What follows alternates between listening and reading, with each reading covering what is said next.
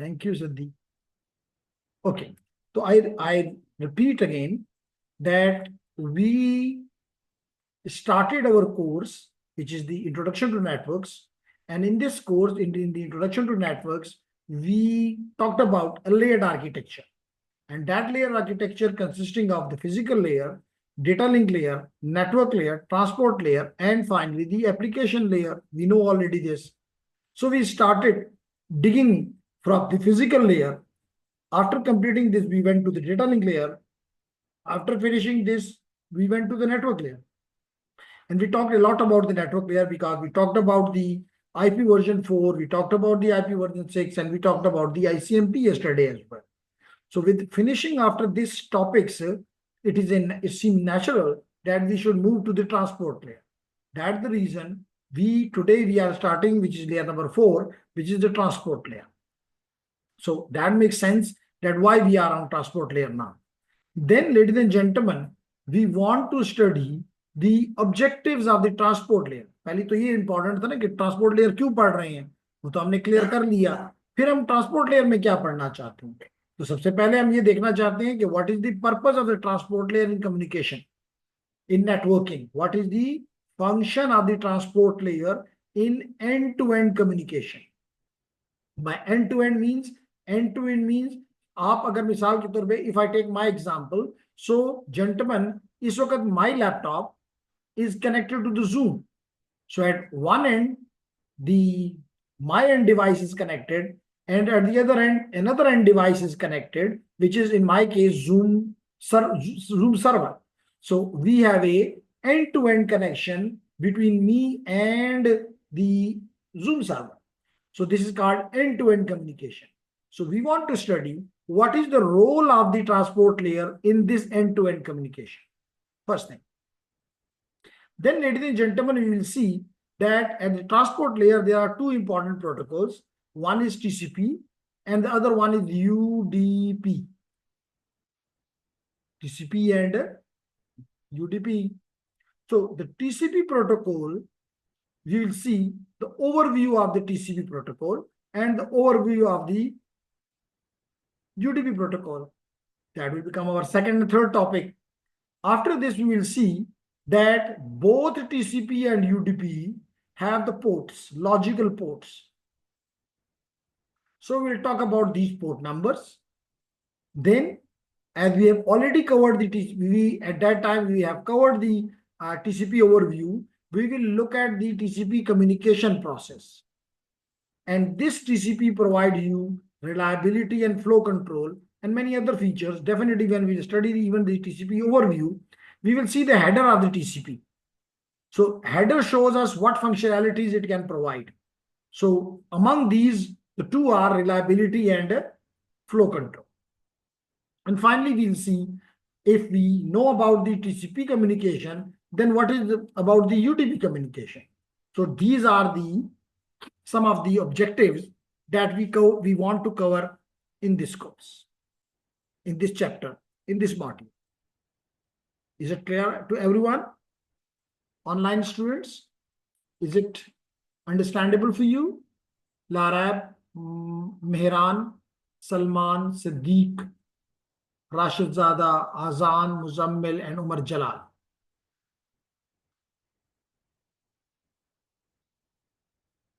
Okay, nice. Thank you, everyone. So, gentlemen, ladies and gentlemen, now we come to the transportation of data. Okay. So, first of all, we already know that this is the fourth layer. Transport layer is the fourth layer. So, a transport layer at the source is talking to a transport layer at a destination. So the first important functionality of the transport layer is to provide, okay, let me see what's is there any question? Assalamu alaikum. Wa alaikum assalam Umar Khan. बहुत ही दिनों के बाद नजर आए, खैरियत, am I right?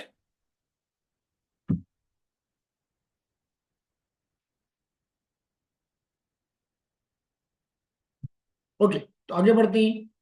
तो जनाब हमने कहा कि ये ट्रांसपोर्ट लेयर है, This transport layer is providing a access to your application layer data, application layer protocols.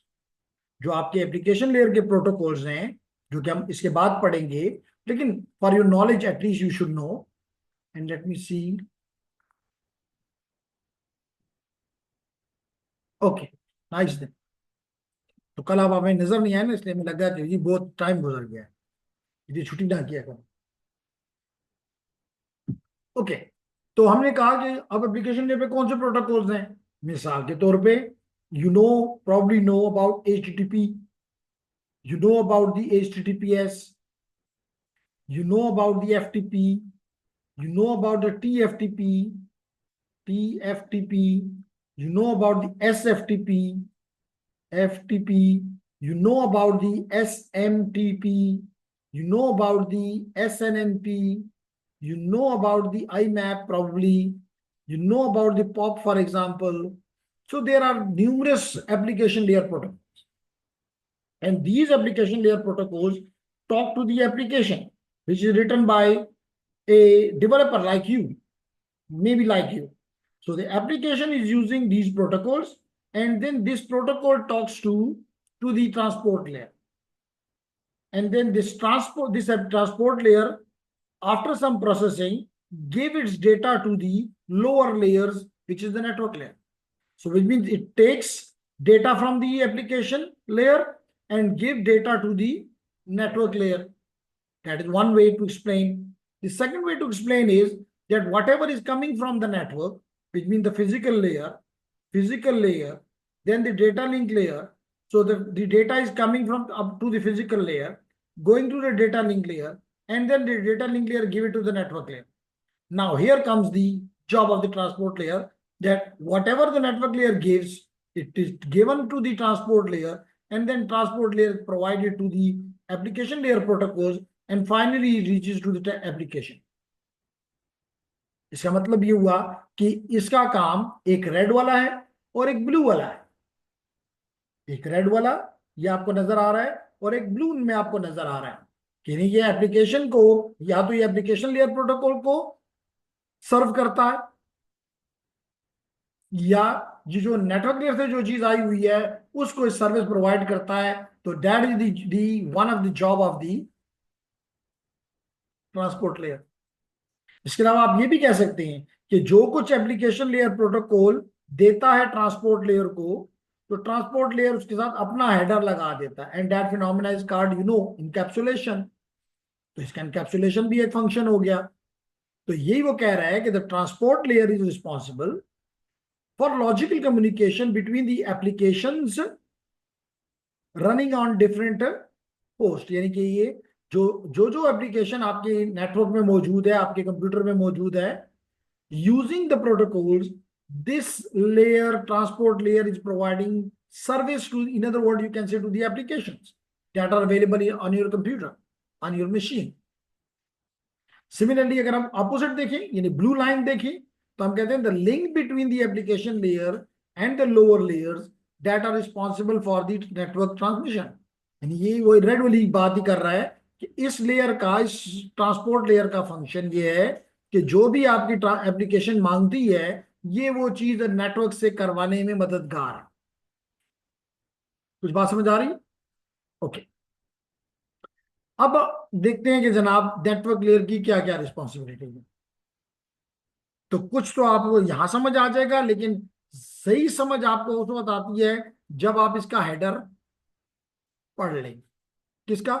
TCP का और UDP का.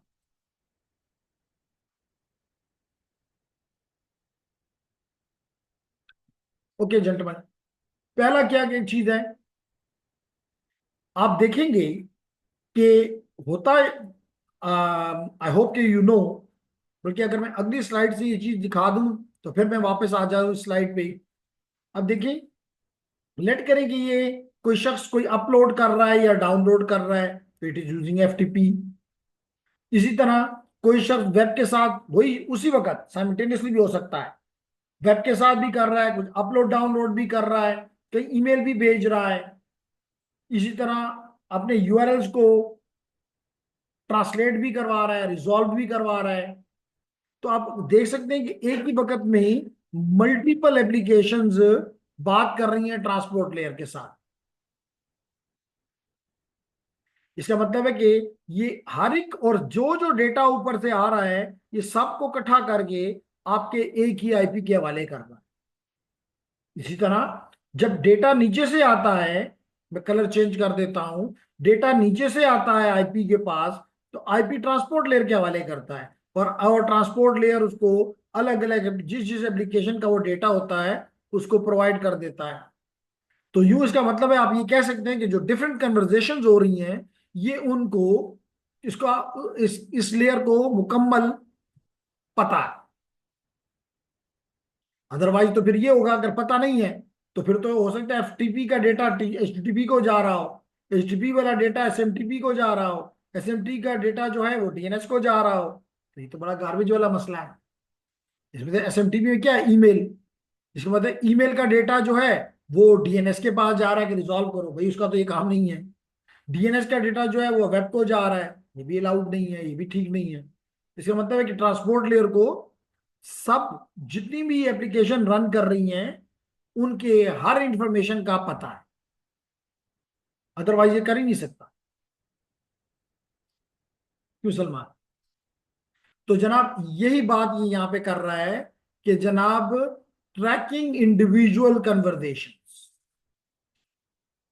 हर एक की, इवन ये तो मैंने आपको मुख्तलिफ प्रोटोकॉल्स की बताया, लेकिन इवन ये भी हो सकता है कि एक ही वेब सर्वर है और वो एचटीटीपी के ऊपर काम कर रहा है या एचटीटीपीएस पे काम कर रहा है, और उसके नीचे यही एचटीटीपी प्रोटोकॉल मल्टीपल कनेक्शन है। आप कहेंगे ये कैसे? मिसाल तौर पे ये गूगल का सर्वर है, ये गूगल का सर्वर है, इसको तो एक वक्त में थाउजेंड ऑफ लोग इस्तेमाल कर रहे हैं, और सारे के सारे अगर हम ये जूम कर रहे हैं कि वेब वेब एप्लीकेशन है तो सारे एचटीटीपी को इस्तेमाल कर रहे हैं। तो एक ही एप्लीकेशन की मल्टीपल इंस्टेंसेस हैं, लेकिन उनका उनका डेटा एक दूसरे के साथ किसी सूरत मिक्स नहीं हो सकता। वही गूगल किसी को कुछ दिखा रही होती है, किसी को कुछ और दिखा रही होती है, किसी को कुछ और दिखा रही होती है, एंड सो ऑन। तो हाउ हाउ इट हैपनिंग? इसका मतलब है that is done by the transport layer. इसका मतलब है कि इस ट्रांसपोर्ट लेयर को इंडिविजुअल कन्वर्सेशन को ट्रैक करती है, इसको पता है।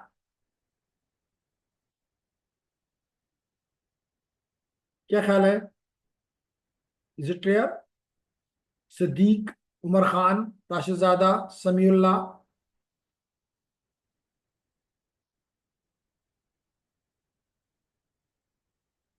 समीउल्लाह है तो क्या जबीउल्लाह भी है?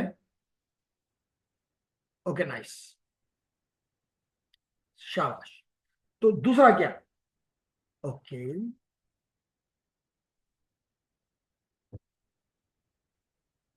शाबाश। तो दूसरा क्या फंक्शन है इसका? ट्रांसपोर्ट लेयर की रिस्पॉन्सिबिलिटी है कि ऊपर से, जैसे मिसाल के तौर पे भी मैं आपको एग्जांपल अपनी देता हूं कि मेरा जो जूम की एप्लीकेशन यहाँ पे चल रही है,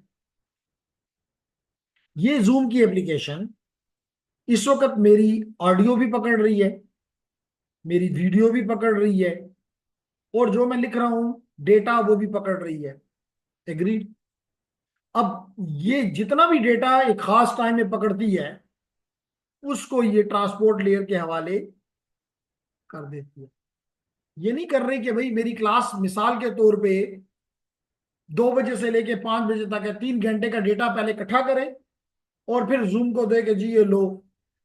नहीं, तो ये क्या कर रही है, मिसाल के तौर पे इसको इस एक खास टाइम में, मिसाल के तौर पे 1 सेकेंड में, 1 सेकेंड में इसने 1000 बाइट्स जनरेट किए इस एप्लीकेशन में, और इसने ट्रांसपोर्ट लेयर के हवाले कर दी। अब अगले सेकंड, ये तो नहीं मैंने बंद कर दिया 1 सेकंड के बाद, अगले सेकंड में फिर कुछ मैंने एक्टिविटी की तो इसने 800 बाइट जनरेट किए, इसने वो 800 बाइट यहाँ दे दिए। तो मतलब पहले 1000 बाइट दिए, फिर 800 बाइट दिए, फिर तीसरे सेकंड में मे बी 900 बाइट दिए, अगले में मे बी 787 बाइट्स दिए। इसे मतलब कि एक ग्रुप ऑफ बाइट्स इकट्ठे करती है और ट्रांसपोर्ट लेयर को दे दी जाती है। तो इस अमल को कहते हैं सेगमेंटेशन, सेगमेंटिंग।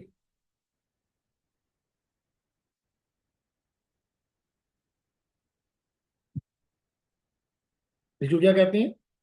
सेगमेंटिंग। फिर अगर इसका मतलब है कि यहां तो सोर्स साइड पे तो आपने मेरे डेटा को टुकड़े टुकड़े कर दिए। इवन अगर मैं ये जूम की बजाय ये जूम करूं कि मेरे पास एक फाइल पड़ी हुई है जिसका साइज मिसाल के तौर पे 10 गीगाबाइट्स है, तो यहां भी किसी भी एप्लीकेशन कुछ नंबर ऑफ बाइट्स उठाती है।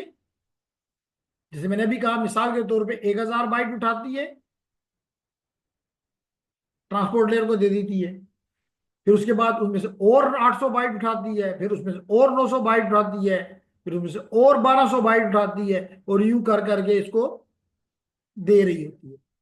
इसका मतलब अगेन मेरे एक एक फाइल को इन्होंने मल्टीपल पीसीज में तोड़ दिया है। एंड दैट तोड़ देने के अमल को कहते हैं सेगमेंटिंग। तो इसका मतलब सेगमेंटिंग में भी कौन सी लेयर इन्वॉल्व है? ट्रांसपोर्ट। फिर हमने कहा कि अगर आपने सोर्स एंड पे इसको तोड़ दिया है, आपने सोर्स एंड पे इसको तोड़ दिया है, तो क्या जो डेस्टिनेशन की एप्लीकेशन है वो मेरी टूटे पीसेस लेगी? आप कहते हैं नहीं। जब भी हम कोई चीज अपलोड करते हैं या डाउनलोड करते हैं वो तो हमारे पास पूरी फाइल आती है। इसका मतलब है कि इसका मतलब ये हुआ कि डेस्टिनेशन पे इसको जोड़ना भी है, डेस्टिनेशन पे इसको जोड़ना भी है। इसका मतलब है कि ये और ये जोड़ना, अगर तोड़ना काम ट्रांसपोर्ट लेयर का है तो फिर जोड़ना भी काम ट्रांसपोर्ट लेयर का ही है। इसका मतलब है कि आप मेरी इस बात से भी एग्री करके कि ये रीअसेंबलिंग भी करेगा, यानी एक तरफ सेगमेंट करेगा तो दूसरे डेस्टिनेशन एंड के ऊपर उसको रीअसेंबल भी करेगा। क्लियर हो गया? फिर मैंने अभी बताया कि जब भी इसको ये 1200 बाइट मिसाल के तौर पे मिलेंगे तो ये उन 1200 बाइट के साथ अपना हेडर ऐड कर देगा, header of the transport layer. इसका मतलब है कि ये इनकैप्सुलेशन करता है। तीसरी इसकी रिस्पॉन्सिबिलिटी क्या है? कि अपना हेडर ऐड करे। तो यहां इसलिए कह रहा है कि एड्स हेडर इंफॉर्मेशन। फिर क्या कहता है? Identify, separate and manage multiple conversation, that is very important. क्या मतलब है? अभी बताया है, इसी स्लाइड में भी बताया है कि मल्टीपल कन्वर्सेशन हो रही हैं और वो भी साइमल्टेनियस। आप एक ही वक्त में व्हाट्सएप पे भी बात कर रहे होते हैं, आप उसी वक्त चाहें तो फेसबुक से भी कर रहे हैं, उसी वक्त अगर आप चाहें तो कोई फाइल वन ड्राइव पे भी डाल रहे होते हैं। हो सकता है कि आप कुछ चीज से गूगल ड्राइव से उसको डाउनलोड भी कर रहे हो। तो मल्टीपल थिंग्स साइमल्टेनियसली। तो यही वो यहाँ पे कह रहा है कि जनाब you have the multiple conversation. इसके लिए जरूरी है, अगर मल्टीपल कन्वर्सेशन हैं तो व्हाट्सएप का डेटा फेसबुक पे तो नहीं जाना चाहिए, फेसबुक का डेटा जो है वो लिंक्डइन पे तो नहीं जाना चाहिए। इसका मतलब है कि it identify, separate and manage multiple conversation. Clear? फिर क्या फरमाता है? कहता है कि यूज सेगमेंटेशन एंड मल्टीप्लेक्सिंग। अगर मैं सलमान से पूछूं कि मल्टीप्लेक्सिंग किसे कहते हैं तो आप जवाब देंगे। मल्टीप्लेक्सिंग हम इंजीनियरिंग में या कंप्यूटर साइंस में टर्म इस्तेमाल करते हैं जिसका मतलब होता है कि आप मल्टीपल आइटम्स को इकट्ठा करके एक आइटम उसका बना देते हैं। इस अमल को कहते हैं मल्टीप्लेक्सिंग। जैसे मिसाल के तौर पे आपकी एक वॉइस है, वॉइस वन है, मैं उसे कह लेता हूं। एक और वॉइस है, मिसाल के तौर वॉइस टू है, एक और वॉइस है, वॉइस थ्री है, एक और वॉइस है, वॉइस फोर है। अगर आप इन चार वॉइस को इकट्ठा कर दें like this, voice one, voice two, voice three and voice four, इसका मतलब है कि आपने चार मुख्तलिफ सिग्नल्स को एक ही सिग्नल में कन्वर्ट कर दिया। That phenomena is called multiplexing. तो क्या यहां पे भी मल्टीप्लेक्सिंग नहीं हो रही कि मल्टीपल से आ रहा है और एक ही की तरफ, एक ही आईपी की तरफ जा रहा है, तो it is many to one. तो मैनी टू वन को कहते हैं, मैनी टू वन को कहते हैं मल्टीप्लेक्सिंग। मल्टीप्लेक्सिंग कुछ क्लियर हो? तो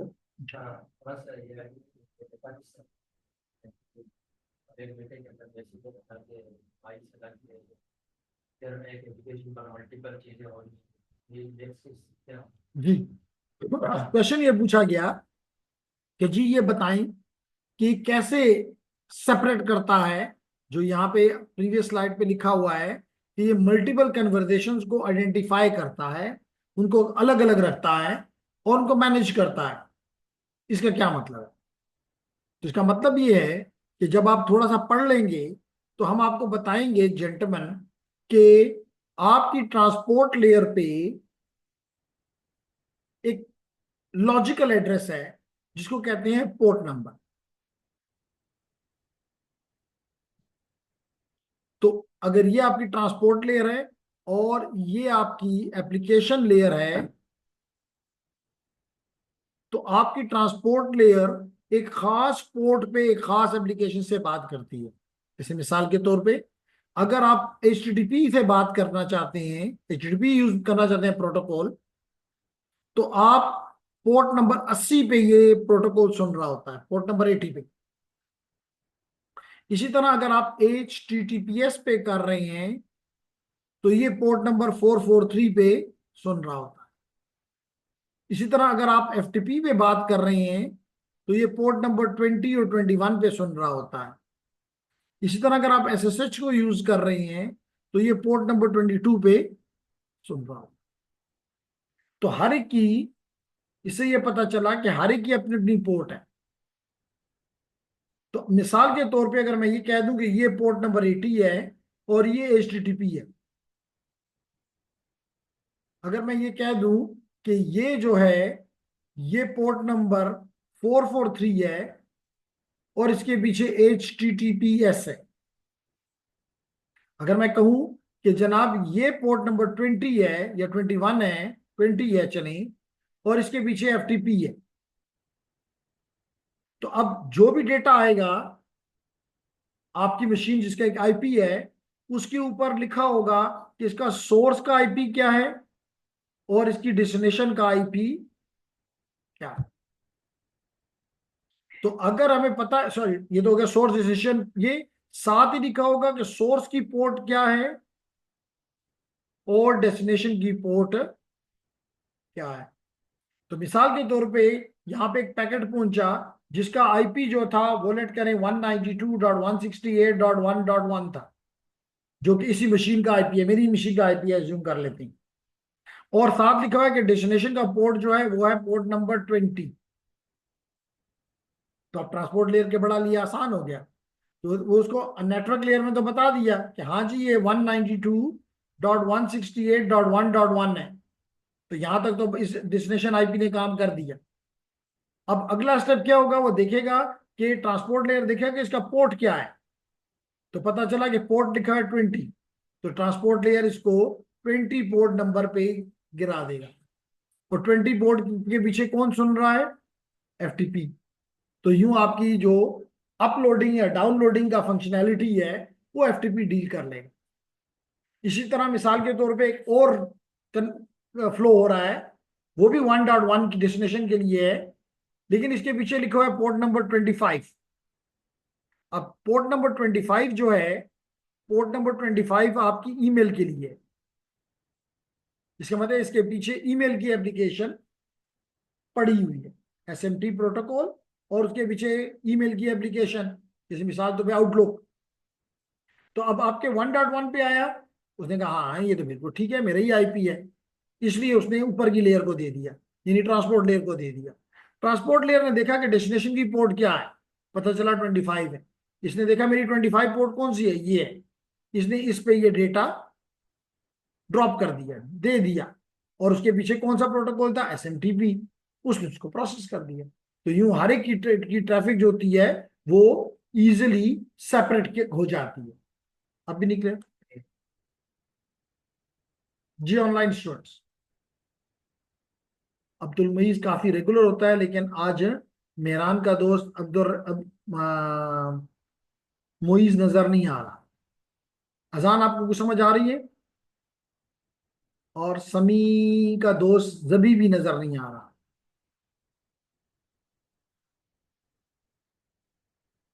क्लियर है? Okay, nice nice nice.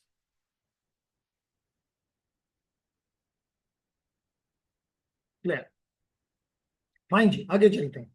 तो हमें, ओके ला, थैंक यू।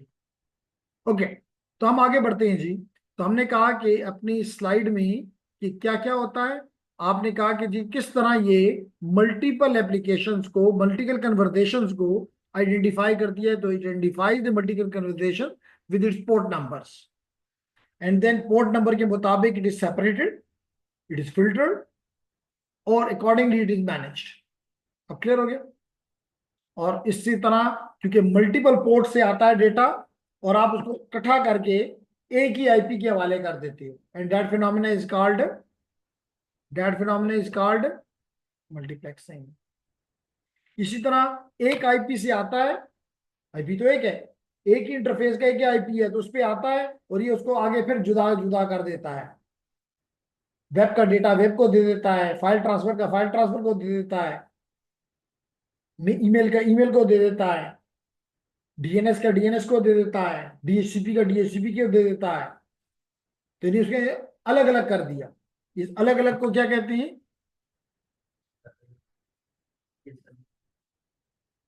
इसको कहते हैं डीमल्टीप्लेक्सिंग। डीमल्टीप्लेक्सिंग, ये मल्टीप्लेक्सिंग भी करता है, इकट्ठा भी करता है, और अलग अलग भी। दोबारा सुने, मैंने कहा कि ऊपर से बहुत सी एप्लीकेशंस हैं फैजान। तो ये मुख्तलिफ एप्लीकेशन से डेटा आ रहा है, ये सबको डेटा को इकट्ठा करके, आईपी तो एक है, एक आईपी के हवाले कर दिया, तो many to one, that is multiplexing. अब इसके अगर अपोजिट सोचें, तो डेटा सबका आ रहा है, एक ही आईपी के पास आएगा, ट्रांसपोर्ट लेयर पे आएगा, तो ट्रांसपोर्ट लेयर उसको डिफरेंट एप्लीकेशंस को या इंस्टेंस ऑफ द एप्लीकेशंस को हवाले कर देगा। तो one two many is demultiplexing. They do both multiplexing as well as demultiplexing. Okay. Okay.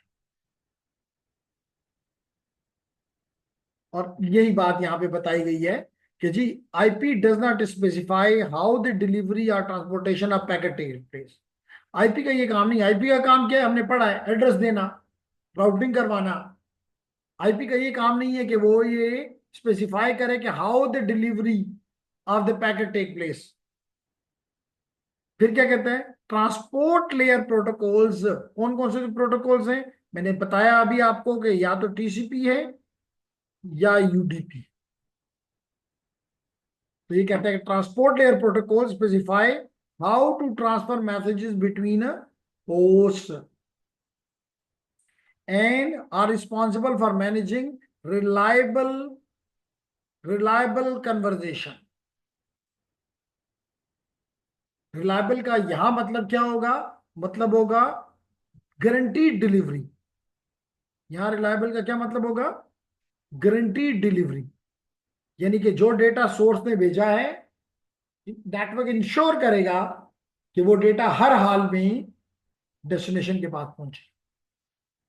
Even हमें पता है कि हमारा हमारा जो आईपी नेटवर्क है वो लॉसी है, यानी वहां पे पैकेट गिरते हैं, लेकिन फिर भी गिरने के बावजूद भी हम ये इंश्योर करेंगे कि जो गिर गए हैं वो भी उसको मिले। और वो कैसे मुमकिन है? हमने कहा रिट्रांसमिशन कर देगा। तो कहते हैं जी the transport layer include the TCP and UDP, जैसे मैंने आपको पहले ही बता दिया। क्लियर?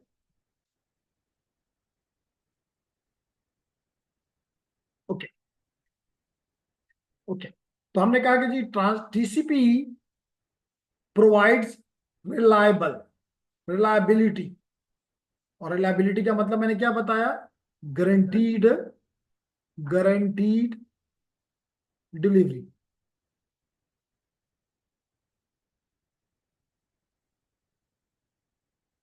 जैसे मिसाल के तौर पे यहां से इसने कुछ पैकेट भेजे, लेट करें 1000 पैकेट भेजे, हो सकता है कि इसमें से 5 पैकेट यहाँ पे गिर गए हों, लेकिन डेस्टिनेशन के पास 995 नहीं, पूरे 1000 पहुंचेंगे, पूरे 1000 पहुंचेंगे। कोई पोर्ट खराब हो गया, पोर्ट खराब हो, पोर्ट तो सॉफ्टवेयर है, सॉफ्टवेयर तो खराब नहीं होता। कैसे खराब हो गई? जैसे अभी हमने कहा कि ये लॉजिकल पोर्ट्स हैं, ये आपके ऑपरेटिंग सिस्टम में ये पोर्ट्स हैं, तो ये कोई ये पोर्ट तो नहीं कि किसी पोर्ट में मिट्टी चली गई है, सॉफ्टवेयर में इम्प्लीमेंटेड है। ओके, तो हमने कहा कि एक चीज क्या देती है हमारी टीसीपी? टीसीपी हमें देता है रिलायबिलिटी। रिलायबिलिटी का मतलब मैंने आपको बताया, गारंटीड डिलीवरी। यानी कि अगर आपकी ये 1000 में से 5 पैकेट गिर गए, तो ये नहीं मुमकिन कि एफटीपी को 995 पैकेट मिलेंगे, नहीं, उसको पूरे के पूरे 1000 मिलेंगे। इसका मतलब जो 5 गिर गए हैं वो सोर्स दोबारा भेजेगा और इसको इंश्योर करेगा कि टोटल 1000 इसको जरूर मिले।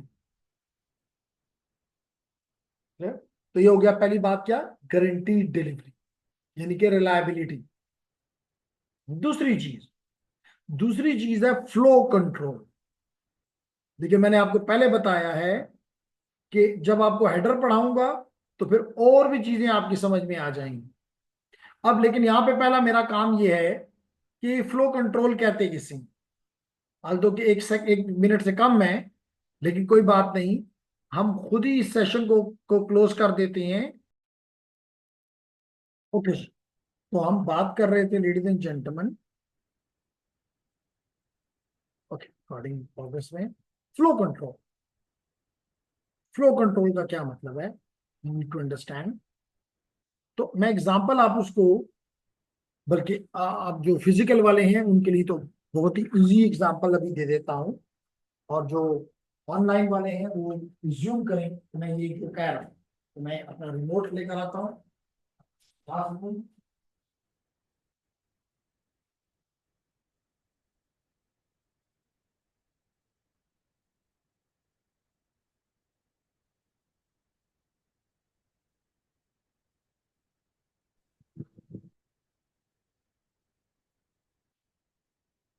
तो अभी मैं, मेरे हाथ में अभी आप देखेंगे एक अदर छोटा सा रिमोट है, और इससे मैं क्या करता हूँ, फ्लो कंट्रोल करता हूँ।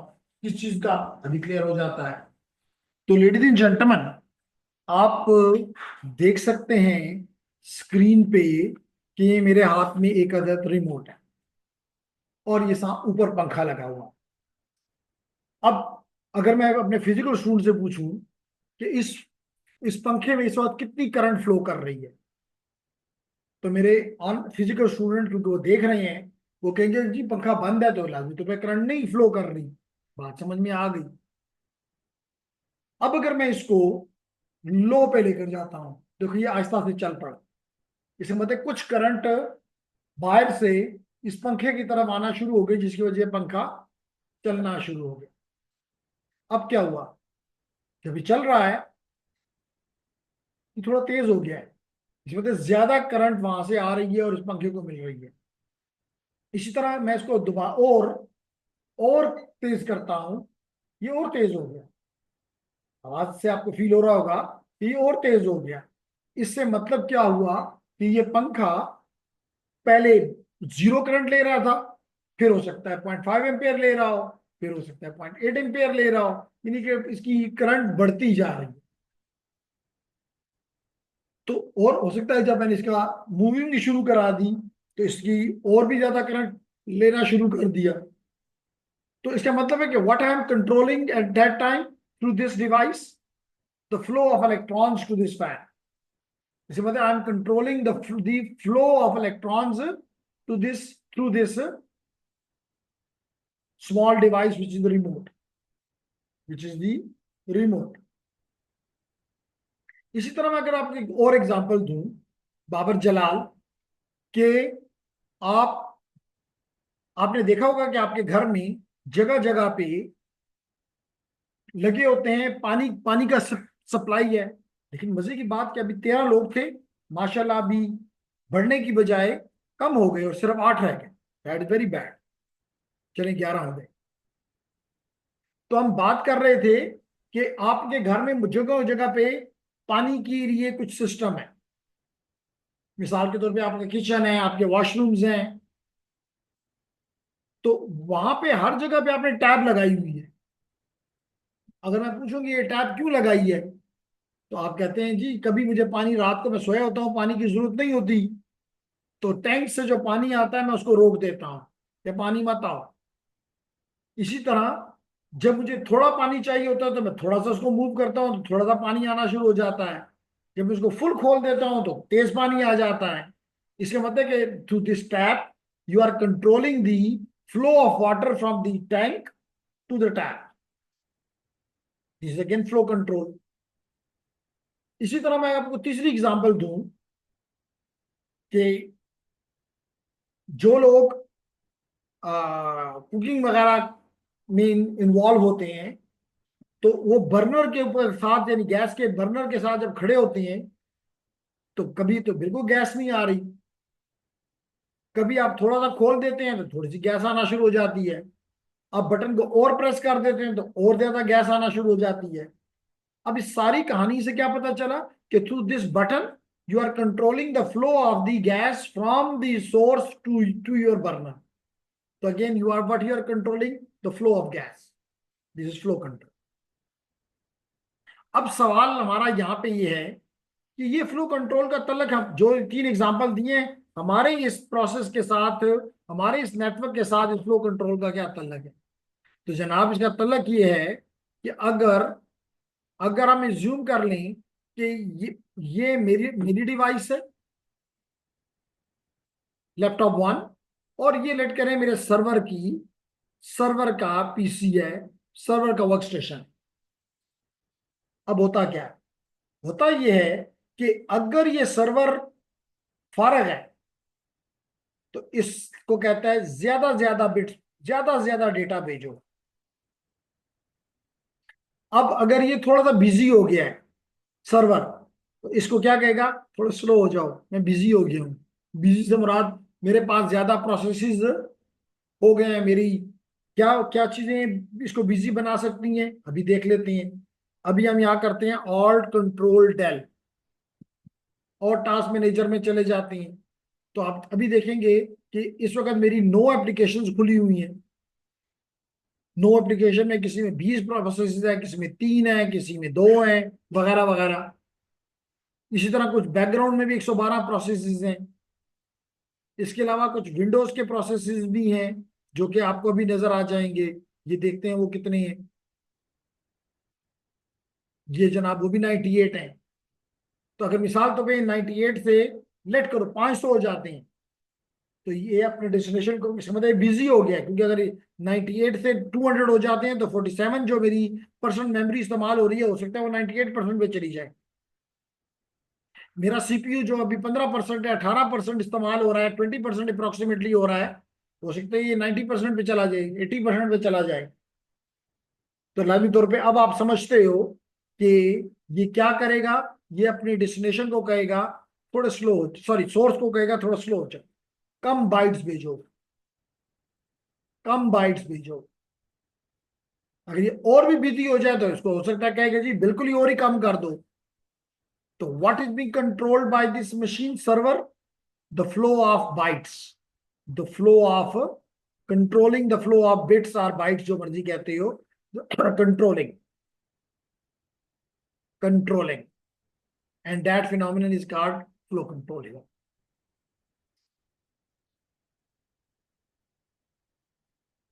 क्लियर हो गया।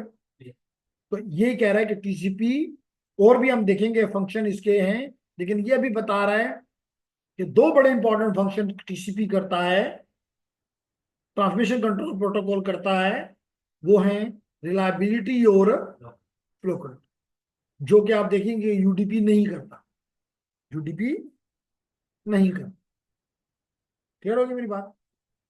अच्छा जी, अब ये क्या क्या करता है, कहता है जी number and track data segments. क्या मतलब है इस चीज का मतलब ये है कि जब भी मैंने आपको कहा कि मेरे पास लेट करें इस जो हमारा सोर्स है एस, इसके पास एक फाइल है जो कि 10 गीगाबाइट्स की है।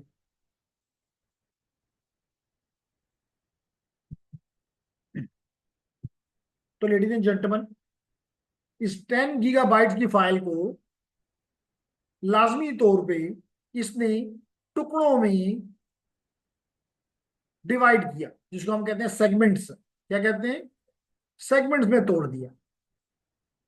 लाजमी के तौर पे इसको जोड़ना भी है, और सलमान को ये पता है कि आगे मुख्तलिफ, यहां तो सिर्फ 2-3 रास्ते दिखाए गए हैं, हमारे रियल नेटवर्क में तो इस किस्म के दर्जनों पाथ्स हैं। तो हमारे जो ये सेगमेंट जाएंगे, क्या कोई गारंटी है कि एक ही रास्ते से जाएंगे? नहीं।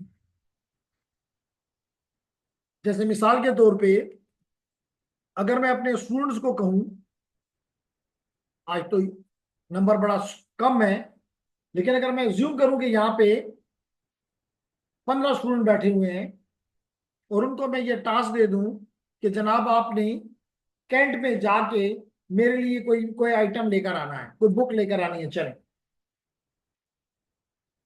तो क्या होगा? कुछ स्टूडेंट्स, क्योंकि रास्ते कैंट तक जाने का एक रास्ता नहीं है, कुछ लोग जो हैं हो सकता है कि यूनिवर्सिटी रोड के जरिए चले जाएं, हो सकता है कुछ जो है वो रिंग रोड की तरफ से चले जाएं, कुछ हो सकता है कि जो हमारा एयरपोर्ट है इसके बैक एंड पे भी एक रास्ता है उसके जरिए चले जाएं। चौथे जो हैं हो सकता है कि वो चौथे जो हैं हो सकता है कि वो जू की तरफ से, तहकाल की तरफ से कैंट की तरफ निकल जाए। तो 4 रास्ते हैं।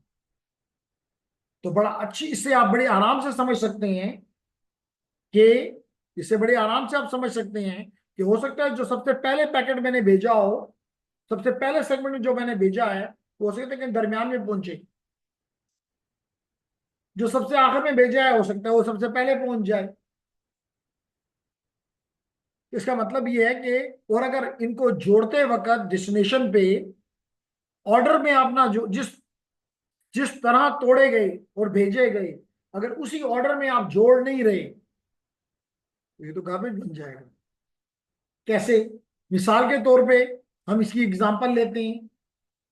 मिसाल के तौर पे आपने एक मैसेज लिखा जिसके ऊपर सलमान ने मैसेज भेजा फैजान को, और लिखा लाजमी तौर पे ऊपर क्या लिखेगा? डियर फैजान, अस्सलाम वालेकुम। उसके बाद होगा hoping you will be fine, I am fine and hoping that you will be fine as well. और फिर अपनी जो बात है वो करेगा, और आखिर में लिखेगा अपना नाम, रिगार्ड्स, फिर लिखेगा सलमान, और शायद आखिर में लिख दे वालेकुम वस्सलाम। अब ये बड़ा प्रॉपर मैसेज है जो कि फैजान को समझ आ सकता है। कि फैजान को मैसेज पहुंचे, उसने तो सही लिखा और सही भेजा। फैजान को मैसेज लिखा हुआ आ रहा है रिगार्ड्स सलमान अहमद। आपको पूरा नाम सलमान अहमद, मोहम्मद सलमान। फिर उसके बाद आ रहा है वस्सलाम, और आखिर में आ रहा है अस्सलाम वालेकुम फैजान, अस्सलाम वालेकुम। आप पढ़ के कहेंगे ये क्या भेजा गया मुझे? पहले तो ऐसा लगेगा कि मेरे लिए है ही नहीं, क्योंकि ऊपर लिखा हुआ आ गया अब सलमान, मोहम्मद सलमान। ऐसा लग रहा है कि मोहम्मद सलमान के लिए ये मैसेज है। तो ये बात अब काबिल कबूल हरगिज नहीं।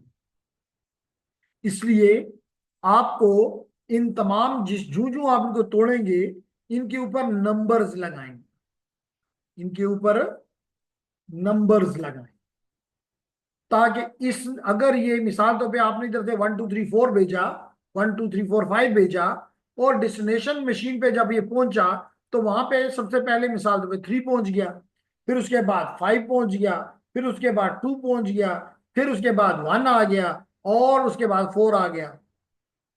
तो अब इन नंबरों से देख के डेस्टिनेशन का टीसीपी समझ जाएगा कि ये अनऑर्डर्ड है। वो इनको इस ऑर्डर में वापस 1 2 3 4 5 ला के इनको इकट्ठा करेगा और एप्लीकेशन लेयर को दे देगा, ताकि वहां वाकई नजर आए डियर फैजान अस्सलाम वालेकुम, और आखिर में नजर आए रिगार्ड मोहम्मद सलमान। क्लियर होगी मेरी बात जी? तो यहां पे हम यही बात कर रहे हैं कि नंबर करना है, नंबरिंग करनी है, दैट इज कॉल्ड सीक्वेंसिंग। ये नंबरिंग फिनोमेना को क्या कहते हैं? सीक्वेंसिंग।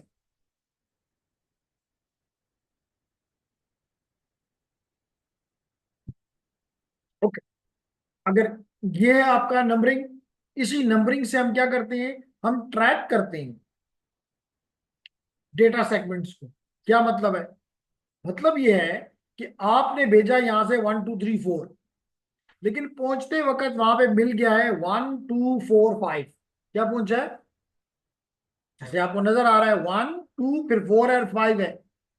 तो नंबर से ये ट्रैक हो गया कि जनाब यहाँ पे एक पैकेट मिसिंग है जिसका नंबर 3 है। तो फिर हम अपने सोर्स को कहेंगे कि जनाब वो 3 नंबर वाला पैकेट भी नजर नहीं आ रहा। वो कहेगा कोई मसला नहीं, मैं फिर भेज देता हूं।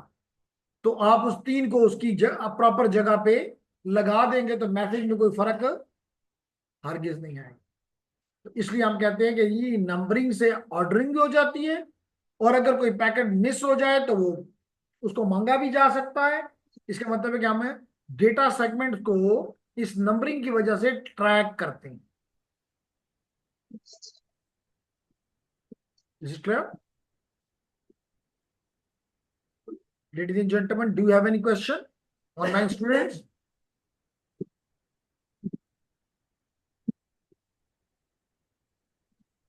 So there are probably two messages, and the two messages are saying no, no. Okay, आगे बढ़ते हैं। एक और भी मैसेज आ गया, let me see it, and that is also saying no sir. फिर उसके बाद नेक्स्ट थिंग क्या है? एक्नॉलेजमेंट। किसी भी करता है एक्नॉलेजमेंट। सलमान, जैसे मैंने शुरू में कहा गारंटीड डिलीवरी, तो गारंटीड कैसे पता चलेगा कि भाई मेरा पैकेट, मेरा मैसेज, मेरा सेगमेंट पहुंच गया है? देखिए मिसाल इसकी आसान सी लेते हैं। अभी मैंने कहा कि अभी चंद सेकंड पहले मैंने कहा कि online ladies and gentleman, is it clear या इज देयर एनी क्वेश्चन? तो उन्होंने जवाब वहां से आ गया कि no no no.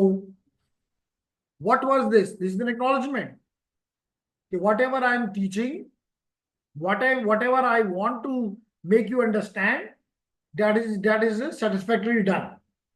So that phenomenon is called acknowledge. तो एक्नॉलेजमेंट भी नंबरिंग के साथ बहुत इंपॉर्टेंस रखती है। मिसाल के तौर पे आपको मिल गया 1 2 3 4, आपको मिल गया 1 2 3, और फिर 4 5 नहीं मिला और 6 7 मिल गया। तो आप 3 को एक्नॉलेज कर दें ताकि पता चले कि 1 2 3 आपको मिल गए। इसका मतलब इसके अगले वाले नहीं मिले। तो एक्नॉलेजमेंट भी होती है with corresponding to the numbers. मैं कैसे पता चलेगा क्या मिला और क्या नहीं मिला? फिर अगली बात, रीट्रांसमिट, रीट्रांसमिट एनी अनएक्नॉलेजमेंट डेटा। यानी जैसे अभी मैंने कहा कि 1 2 3 मिल गया, अगर मैं डिफरेंट कलर से 4 5 लिख दूं, इसका मतलब कि 4 5 नहीं मिला। तो लाजमी तौर पे 4 5 नहीं मिला तो मैं ये अनएक्नॉलेज्ड है, क्योंकि मैंने 3 की एक्नॉलेजमेंट भेजी है। इसका मतलब मैंने 4 5 की एक्नॉलेजमेंट नहीं भेजी। इसका मतलब है कि मुझे वो 4 5 दोबारा रीट्रांसमिट करें, रीट्रांसमिट करें। क्लियर होगी मेरी बात? ओके। फिर ऑर्डरिंग, इसी आपके ऑर्डर, इस गारंटी डिलीवरी में एक चीज होती है ऑर्डर्ड डिलीवरी। ऑर्डर्ड डिलीवरी क्या मतलब है इस ऑर्डर डिलीवरी का? ये बड़ा क्लियर है, इसमें तो इतना समझाने की बात ही नहीं है। यही हमने नंबरिंग कर दी सबकी। जैसे मिसाल तौर पे हमने क्लास में 50 स्टूडेंट है, हमने उनको क्लास नंबर दे दिए 1 2 3 4 अप टू 50। अब जब वो स्टूडेंट यहाँ पे आ रहे हैं तो हम यहाँ पे हमने कुर्सियों के ऊपर भी नंबर लगाए हुए हैं कि जी यहाँ आके बैठ जाओ, जैसे आपके एग्जाम के दौरान होता है। तो डेट इज वेरी सिंपल। तो यहां पर भी हम कह रहे हैं कि sequence data that might arrive in, आएगा तो मोर प्रोबेबल है कि आउट ऑफ रॉन्ग ऑर्डर में आएगा, क्योंकि रास्ते बहुत, एक रास्ता नहीं है। अगर एक होता तो फिर एक के बाद दूसरा, दूसरे के बाद तीसरा आता। लेकिन मिसाल तौर पे जो पहला गया वो गरीब जू जू की तरफ से निकल गया, तो वहां तो तेकाल का रास्ता है, टूटा फूटा रोड है, तो आहिस्ता आहिस्ता जाएगा और कैंट पहुंचेगा। जिसको हमने सबसे आखिर में पहुंचा वो इंटेलिजेंट था, उसने डायरेक्ट यूनिवर्सिटी रोड को पकड़ा। तो इसलिए होंगे तो ये आउट ऑफ ऑर्डर, इसमें कोई शक नहीं। लेकिन ट्रांसपोर्ट आपका टीसीपी प्रोटोकॉल उनको क्या कर देगा, उनको वापस सीक्वेंस में, ऑर्डर में ले आएगा, क्योंकि हर एक के ऊपर ऑर्डर नंबर लिखा हुआ है। फिर क्या फरमाता है, send data eight N efficient rate that is acceptable by the receiver. है कोई आप में से ऑनलाइन और फिजिकल स्टूडेंट, इस बात को आप क्या मुझे बताएंगे? क्या मैंने आपको एक खास टर्म बताई कुछ देर पहले, कि आप कहेंगे कि जी इस लफ्ज का मतलब तो ये है। शाबाश, come on online protocol. Flow control. Okay, आपका ख्याल ये है, ऑनलाइन वालों को कोई जवाब देंगे? ये जो मैंने आखिरी दो लाइन को हाईलाइट किया है, बाबर जलाल, नारैब, मरियम, मेहरान, और दूसरा मेहरान में, मेहरान भी है, मेहरान शायद फिर नहीं के, ओके चले उसकी मर्जी। तो मेहरान खान, आप बताओगे कि कौन सी ऐसी टर्म मैंने अभी बताई जो कि इस चीज को एक्सप्लेन कर सकती है? और चैट में आ गया, चैट में आ गया फ्लो कंट्रोल। तो हमारे ऑनलाइन स्टूडेंट ने भी कहा फ्लो कंट्रोल, और हमारे फिजिकल स्टूडेंट ने भी कहा फ्लो कंट्रोल। यानी कि what you are doing, you are controlling the rate. जैसे मैंने अभी इस इस छोटे से डिवाइस से, रिमोट से, मैंने इसकी में जो इलेक्ट्रॉन्स आ रहे हैं पंखे में, उनको मैंने कंट्रोल किया। तो इसी तरह आप with this flow control facility, you can control the efficient supply or rate that is acceptable by the destination, that is acceptable by the receiver। Source नहीं डिफाइन करना कि जी मैं कितने भेजूं, रिसीवर से कहेगा। जैसे अभी मैंने आपको कहा कि टैप ने ये डिसाइड किया था कि पानी आए कि ना आए, टैंक ने नहीं किया पीछे से,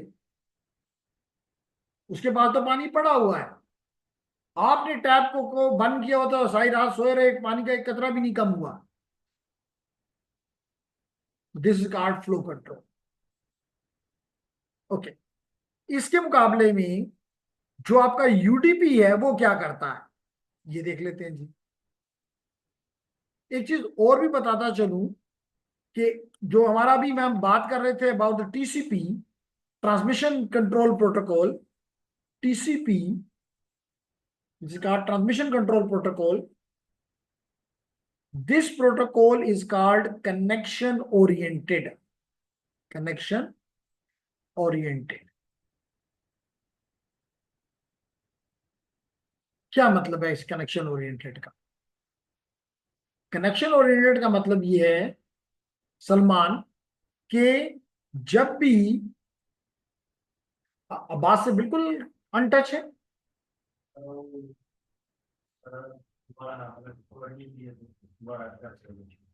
घर चला गया।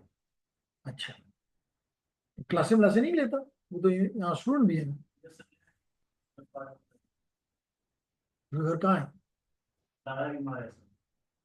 पिशावर में। अच्छा, तो हम बात कर रहे थे अबाउट दी कनेक्शन ओरिएंटेड, और उसकी सिस्टम भी नजर नहीं आती, जो कि पहले ऑनलाइन लेती थी classes mostly. Mariam, connection oriented means that it is that a reliable connection is first established between the sender and receiver before data is sent.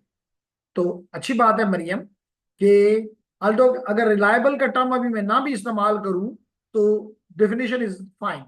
कि हमें मरियम ने बताया कि कनेक्शन ओरिएंटेड का मतलब ये है कि पहले सेंडर, मिसाल के तौर पे ये सेंडर है और ये सर्वर जो है ये रिसीवर है, ये डेस्टिनेशन है, ये डेस्टिनेशन है, डेस्ट है। तो कनेक्शन ओरिएंटेड का मतलब ये है दो बातें कि एक तो सेंडर ये इंश्योर करे कि डेस्टिनेशन मौजूद है, डेस्टिनेशन मौजूद है, और दूसरी बात विलिंग है, वो भी कम्युनिकेशन करने में विलिंग है। अगर इसके बाद आप कम्युनिकेशन करेंगे तो that will be called as connection oriented.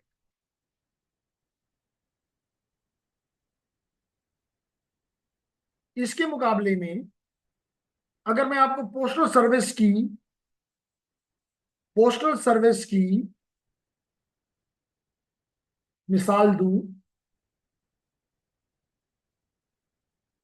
तो ladies and gentleman, postal service connection oriented नहीं है। आप कहेंगे वो कैसे? भाई आपने एक एक इनवेलप लिया और उस इनवेलप पे कुछ कागज डाला और उसमें कोई एड्रेस लिखा और जाके लेटर बॉक्स में डाल दिया। ये नहीं चेक किया कि वो जिसको आप भेज रहे हैं वो मौजूद भी है क्या नहीं, वो जिंदा भी है क्या नहीं। मिसाल के तौर पे किसी ऐसे शख्स का नाम आप यहाँ पे डाल दें, ज्यूम कर लें, जो कि आज से 5 साल पहले फोत हुआ है, और आपने उसी के नाम पे एक खत लिखकर लेटर बॉक्स में डाल दिया, तो क्या लेटर बॉक्स वाले आपको या पोस्टल सर्विस वाले आपको कुछ कहेंगे? नहीं, वो खत लेकर चल पड़ेंगे कि जी इस मरहूम साहब को खत दे के ही आना है। और मे बी कि वो ये भी नहीं देखते कि वो खत लेने में इंटरेस्टेड भी है क्या नहीं, यानी अगर वो मौजूद भी है लेकिन वो कहते हैं मैं खत नहीं लेना चाहता, मैं बिलिंग नहीं हूं, वो ही नहीं चेक करते, वो कहते हैं अपना खत पकड़ो। This is connection less. That is the difference between the connection oriented and connection less. तो आपका जो यूडीपी प्रोटोकॉल है लेडीज एंड जेंटलमैन, वो कनेक्शन लेस है, जबकि आपका टीसीपी जो है वो कनेक्शन ओरिएंटेड है। Oh my-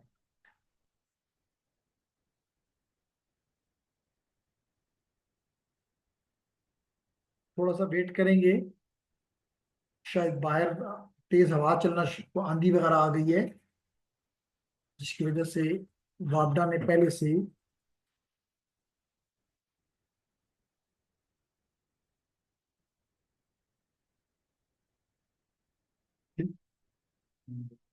हाँ, तूफान आपने कहा कि बहुत तेज है तो बिल्कुल ऐसे ही लग रहा है। तो लेडीज एंड जेंटलमैन, थोड़ा सा लेकिन आपके पास ऑनलाइन तो अभी तक है, जब तक है तो हम कंटिन्यू करते हैं और उसके बाद देखेंगे कि हालात क्या बनते हैं। तो हमने कहा कि यूडीपी क्या है? कनेक्शन लेस है, जबकि टीसीपी क्या है? कनेक्शन ओरिएंटेड है।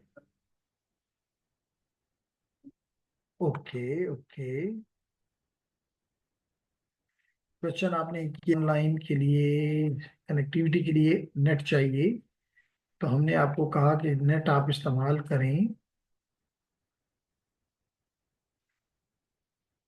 जी, आप एहसान उल हक वाला यूज करें जी, जब तक चल सकता है एहसान उल हक, और इसका पासवर्ड 128 है। हो गया? चल, तो कनेक्ट कर जाए जी जल्दी से, ताकि जितना हम पढ़ सकते हैं पढ़ लें, और दुआ करें कि अल्लाह खैर करे, तूफान से कोई नुकसान ना हो। ओके, तो हो गया? हुआ आपके पास भी कि नहीं? और तो ये सब चल रहे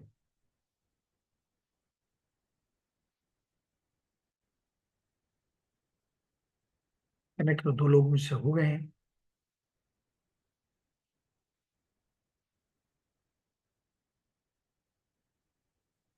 अभी नीचे आपका चल रहा है? चलिए अच्छी बात है।